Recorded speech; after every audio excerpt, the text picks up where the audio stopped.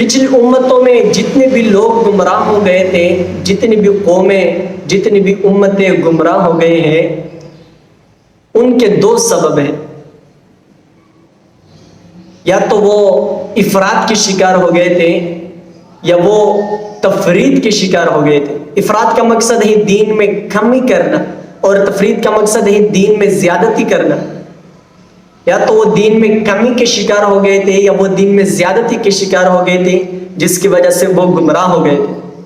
اور آج کل کے دور میں بھی جتنے بھی گمراہ فرقے، جتنے بھی گمراہ لوگ آپ کو نظر آتے ہیں، وہ ان میں یہ دو سبب موجود ہوں گے۔ یا تو وہ دین میں کمی کرتے ہوں گے یا وہ دین میں زیادتی کرتے ہوں گے۔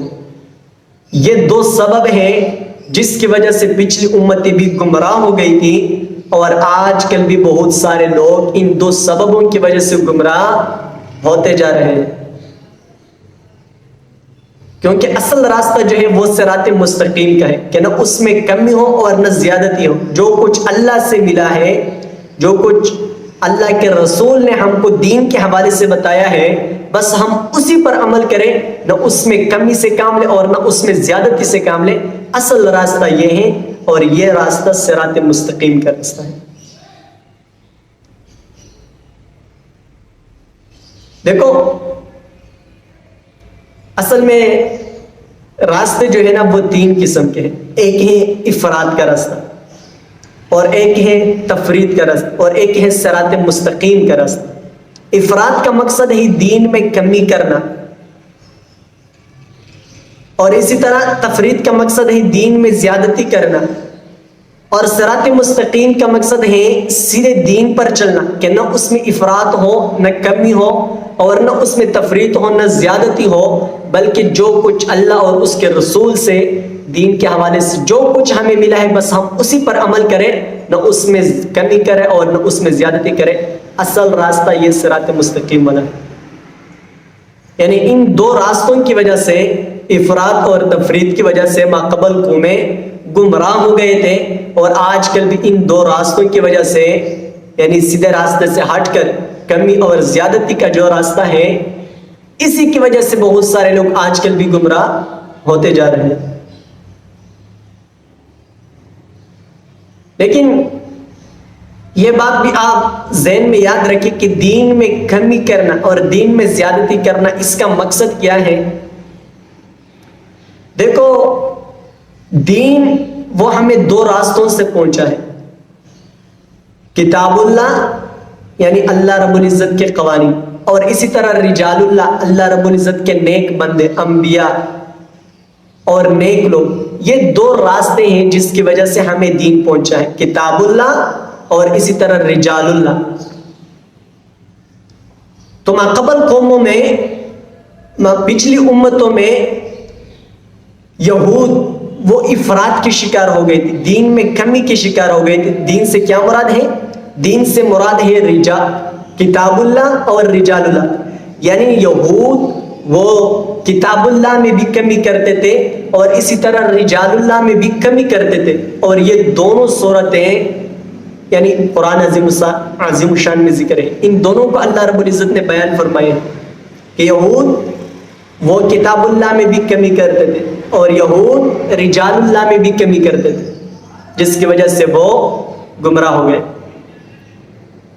کس طرح سے وہ کتاب اللہ میں کمی کرتے تھے اور کس طرح سے وہ رجال اللہ میں کمی کرتے تھے؟ اللہ رب العزت فرماتے ہیں وَيَحْرِفُونَ الْكَلِمَ عَنْ مَوَاضِعِهِ، کہ یہ یہود جو ان پر تورات جو کتاب نازل تھی وہ اس میں تحریف کرتے تھے، ان کے جو کلمات تھے اس میں رد و بدل کرتے تھے۔ اور دوسری جگہ اللہ رب العزت فرماتے ہیں وَيَكْتُبُونَ الْكِتَابَ بِأَيْدِيهِمْ ثُمَّ يَقُولُونَ هَذَا مِنْ عِنْدِ اللَّهِ، کہ اپنے ہاتھ سے کتاب لکھتے تھے اور پھر کہتے تھے کہ یہ اللہ کی طرف سے۔ یعنی دین میں وہ کمی کرتے تھے، ان کو یعنی کتاب اللہ میں وہ کمی کرتے تھے، جو تورات ان کو ملی تھی وہ اس میں سے تحریف کرتے تھے، رد و بدل کرتے تھے، اپنی طرف سے چیزیں بنا بنا کر اس میں شامل کرتے تھے، اور اس طرح سے وہ کتاب اللہ میں کمی کرتے تھے۔ تو یہ ہو گئی یہود کی کتاب اللہ میں کمی کرنا، جس کو اللہ رب العزت نے بیان فرمایا ہے۔ اور دوسرے نمبر پر وہ رجال اللہ میں بھی کمی کرتے تھے، جو اللہ کے نیک بندے تھے ان کی گستاخیاں کرتے تھے، ان کی بے عزتی کرتے تھے. اور اس کو بھی اللہ نے بیان فرمایا ہے وَقَتْلِهُمُ الْأَنْبِيَاءَ بِغَيْرِ حَقٍّ، کہ انہوں نے بغیر کسی جرم کے انبیاء کو قتل کیا. بہت سارے انبیاء کو یہود و نصارہ نے قتل کیا، بہت سارے انبیاء کی گستاخیاں کی، ان کی بے عزتی کی. تو یہ یہود کتاب اللہ میں بھی کمی کے شکار ہو گئے تھے اور رجال اللہ میں بھی کمی کے شکار ہو گئے تھے، جس کی وجہ سے یہ یہود گمراہ ہو گئے تھے. اور اس گمراہی کی وجہ سے پورے قرآن عظیم الشان میں صرف یہود کو مغضوب کا لقب حاصل ہے. ہم ہر نماز میں سورہ فاتحہ میں غیر المغضوب علیہم پڑھتے ہیں، تو یہاں اس سے مراد علماء فرماتے ہیں یہ یہود ہے، کہ اللہ رب العزت کا غضب ہے، اللہ رب العزت کا غصہ ہے یہود پر، کیونکہ وہ افراد کے شکار ہو گئے تھے، دین میں کمی کے شکار ہو گئے تھے. اللہ رب العزت کے قوانین کتاب اللہ میں بھی کمی کرتے تھے، اور اللہ رب العزت کے نیک بندے رجال اللہ میں بھی کمی کرتے تھے، جس کی وجہ سے اس کو مغضوب کا لقب حاصل ہے. اور اسی طرح پچھلی امتوں میں نصارہ وہ تفرید کے شکار ہو گئے تھے، یعنی دین میں زیادتی کے شکار ہو گئے تھے. کتاب اللہ میں بھی وہ زیادتی کرتے تھے اور رجال اللہ میں بھی وہ زیادتی کرتے تھے. کتاب اللہ میں زیادتی کس طرح کرتے تھے اللہ رب العزت نے بھی اس کو بھی بیان فرمایا ہے، یعنی اللہ رب العزت کے قوانین میں وہ زیادتی سے کام لیتے تھے. وَرَهْبَانِيَّةً ابْتَدَعُوهَا مَا كَتَبْنَاهَا عَلَيْهِمْ، اللہ رب العزت فرماتے کہ انہوں نے اپنی طرف سے رہبانیت کو بنایا تھا، حالانکہ ہم نے اس پر رہبانیت کو فرض نہیں کیا تھا، ہم نے اس پر لازم نہیں کیا تھا. یعنی رہبانیت اس کو کہتے ہیں کہ وہ بس جنگل میں جاتے تھے، اپنی بیوی بال بچے رشتہ داروں سے الگ ہو کر وہ عبادات کرتے تھے. تو یہ جو انہوں نے اپنی طرف سے یہ گڑھ لیا تھا رہبانیت کو، کہ وہ اپنے رشتہ داروں سے ہر چیز کو چھوڑ کر بس اللہ کی عبادات کرتے تھے، تو یہ اپنی طرف سے انہوں نے بنایا تھا. کتاب اللہ میں وہ زیادتی کرتے تھے، غلو سے کام لیتے، دین میں وہ زیادتی بدعات سے کام لیتے تھے، اپنی طرف سے دین بنا بنا کر پیش کرتے تھے، اور اپنے آپ کو بہت بڑا پرہیزگار ظاہر کرتے تھے کہ میں تو بڑا پرہیزگار ہوں. وہ بس اکیلے جنگل میں عبادات کرتے تھے، حالانکہ اللہ فرماتے ہیں کہ ہم نے یہ رہبانیت ان پر فرض نہیں کیا تھا، نہیں ضروری نہیں کیا تھا، لیکن بس انہوں نے اپنی طرف سے گڑھ لیا تھا. تو یہ نصارہ جو ہے نا وہ دین میں کمی کے شکار ہو گئے تھے، جس کو میں نے بیان فرمایا کہ وہ کتاب اللہ یعنی وہ دین میں زیادتی کے شکار ہو گئے تھے، وہ کتاب اللہ میں بھی زیادتی کرتے تھے، اور اسی طرح رجال اللہ میں بھی وہ زیادتی کرتے تھے.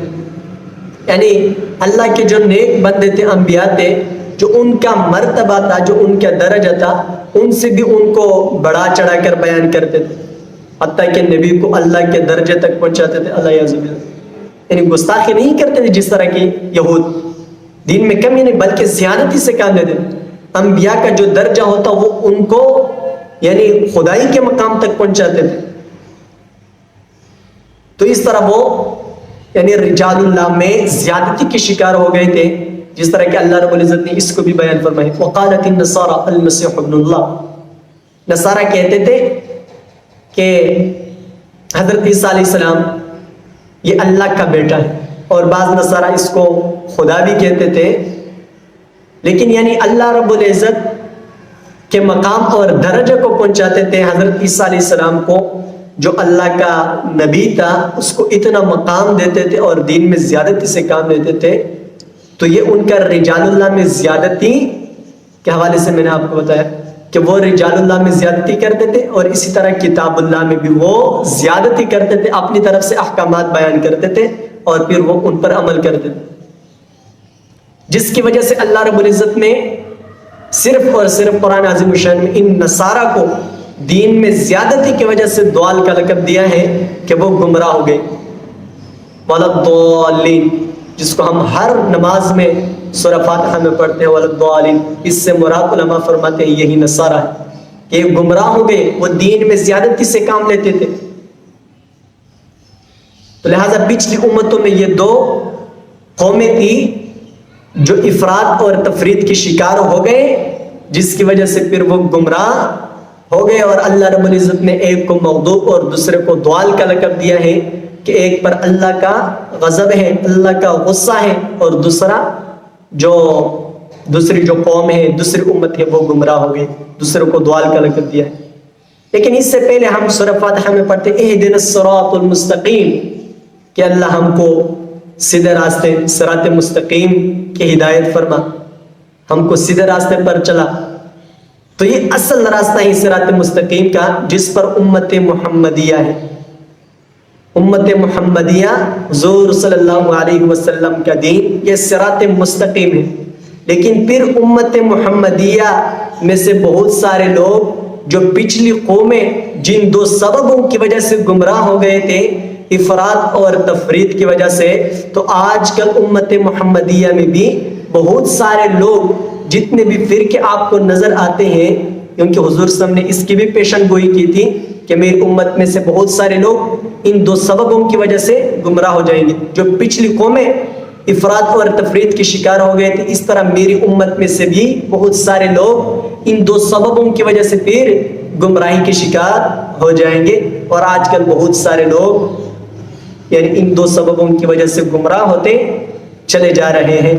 اللہ رب العزت ہم سب کو صراط مستقیم پر چلنے کی توفیق نصیب فرمائے، اور اللہ رب العزت ہم سب کو دنیا و آخرت کی کامیابی سے ہم کنار کرے. وآخر دعوانا ان الحمد للہ رب العالمین.